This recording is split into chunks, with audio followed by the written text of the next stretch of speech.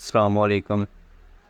آج ہم آپ کو حضرت علی اور ایک یہودی کے ذریعے کی سچی کہانی سنانے جا رہے ہیں جو انصاف اور سچائی کی بہترین مثال ہے۔ حضرت علی جو کہ اسلام کے چوتھے خلیفہ تھے، اپنی دانش مندی اور انصاف کے لیے مشہور تھے۔ ایک دن حضرت علی کی ذرا کھو گئی۔ کچھ دن بعد انہوں نے وہی ذرا ایک یہودی کے پاس دیکھی۔ حضرت علی نے یہودی سے کہا کہ یہ ذرا ان کی ہے، لیکن یہودی نے انکار کر دیا۔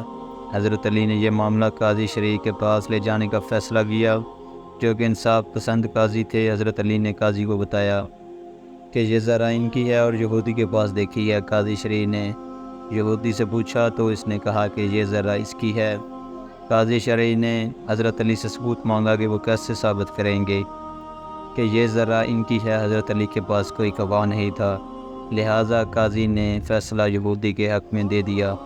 یہودی نے جب دیکھا کہ حضرت علی نے انصاف کے تقاضے پورے کیے اور قاضی نے ان کے حق میں فیصلہ نہیں کیا، باوجود اس کے کہ وہ خلیفہ ہیں، تو وہ بہت متاثر ہوا۔ اس نے فوراً کہا کہ یہ ذرا واقعی ہی حضرت علی کا ہے، میں نے اس کو گرا ہوا پایا۔ یہ کہتے ہوئے یہودی نے کلمہ پڑھا اور اسلام قبول کر لیا۔ اس واقعے سے ہمیں یہ سبق ملتا ہے کہ اسلام میں انصاف سب کے لیے برابر ہے، چاہے وہ مسلمان ہو یا غیر مسلم۔ حضرت علی کی راست بازی اور قاضی کے انصاف پسندی نے ہمیں سکھایا کہ سچائی اور عدل کی راہ پر چلنا ہی اصل کامیابی ہے۔